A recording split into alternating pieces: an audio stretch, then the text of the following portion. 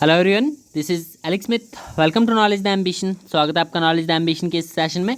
तो यहाँ पर हम डिस्कस कर रहे हैं कंप्यूटर अवेयरनेस से रिलेटेड कुछ एक मॉक टेस्ट जिसका पार्ट 11 जो हम आज डिस्कस करने वाले हैं। ये पार्ट 11 है। इससे पहले के 10 पार्ट्स अगर आपने नहीं देखे हैं तो आप प्लेलिस्ट सेक्शन में जाके विजिट कर सकते हो। प्लेलिस्ट सेक्शन में आपको सभी वीडियोज़ एक साथ मिल जाएंगी, आप उन्हें ज़रूर देखिएगा।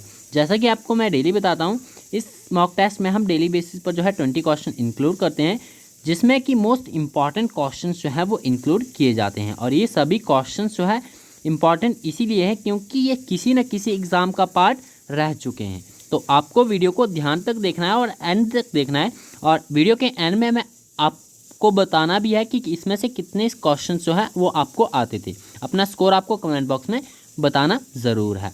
तो स्टार्ट करते हैं बिना किसी देरी के।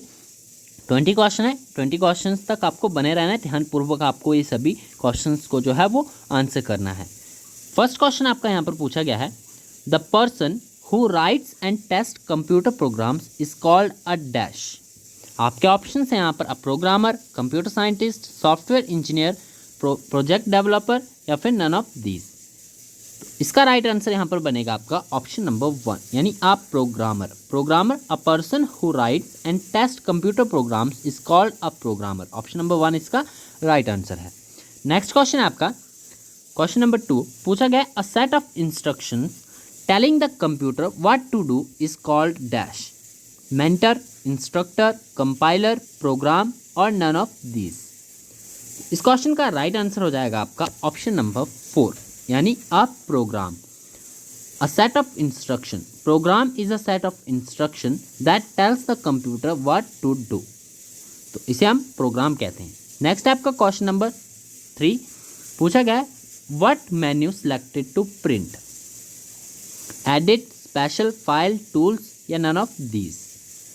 ये क्वेश्चंस आपके सभी इंपॉर्टेंट है। एज इट इज़ यहाँ पर रखे गए हैं। जिस प्रकार के आपके प्रीवियस एग्जाम्स में रहे हैं इसी प्रकार से ये क्वेश्चंस एग्जाम्स में पूछे गए हैं।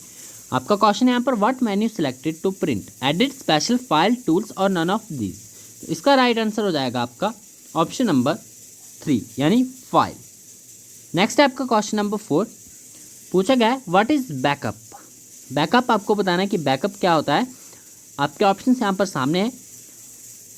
तो इस क्वेश्चन का राइट आंसर हो जाएगा आपका ऑप्शन नंबर 2, यानी protecting data by copying it from the original source to a different destination is called backup. किसी भी फाइल का बैकअप रखते हैं हम तो उसे उसके ओरिजिनल सोर्स को किसी डिफरेंट डेस्टिनेशन जो है वो कॉपी करके रखते हैं, इसे बैकअप कहा जाता है। ऑप्शन नंबर 2 इसका राइट आंसर हो जाएगा। नेक्स्ट है question number 25। The term bit is short for dash.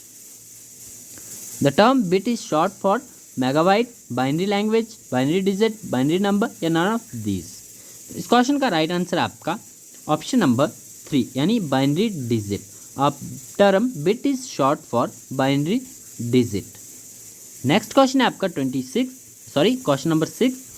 A saved document is referred to as a dash.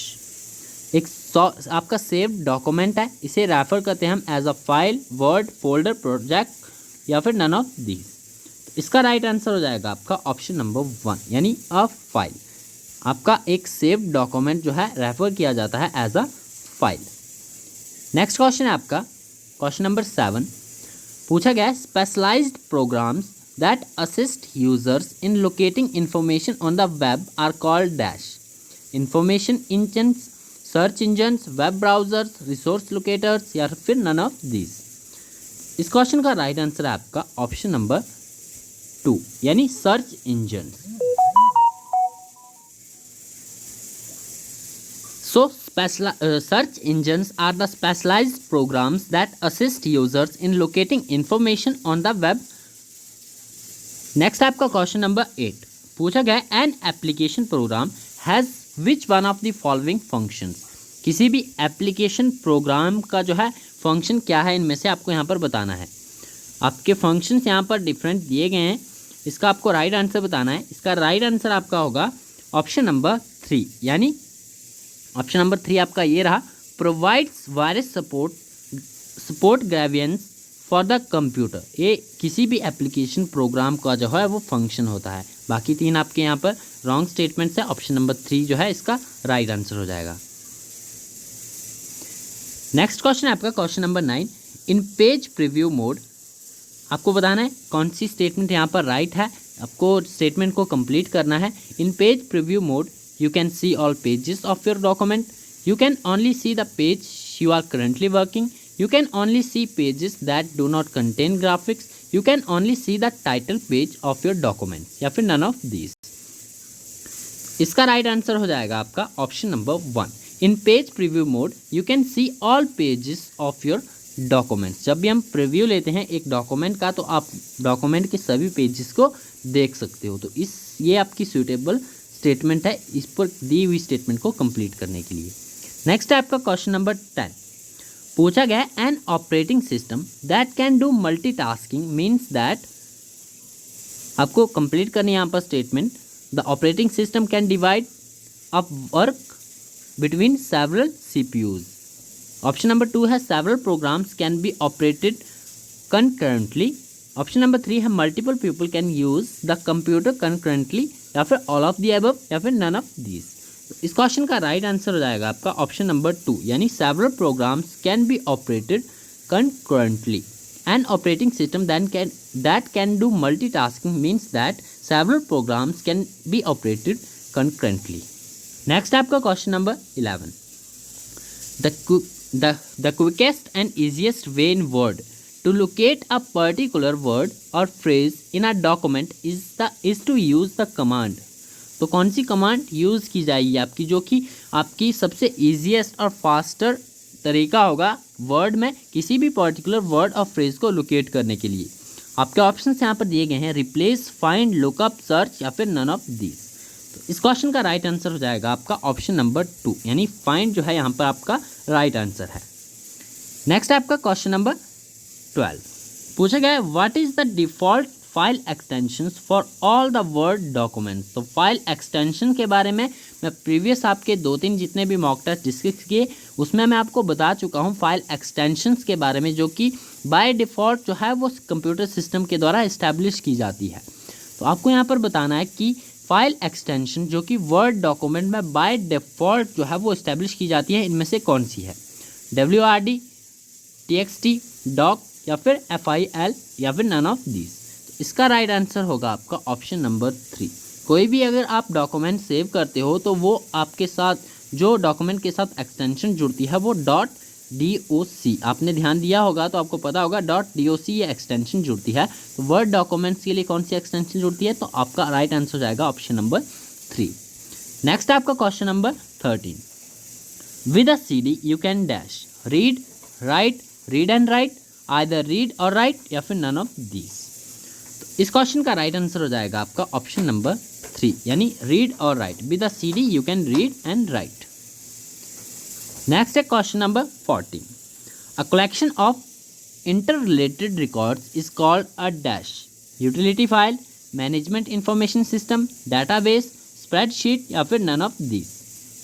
तो इसका राइट आंसर है आपका ऑप्शन नंबर 3, यानी database. A collection of interrelated records is called a database.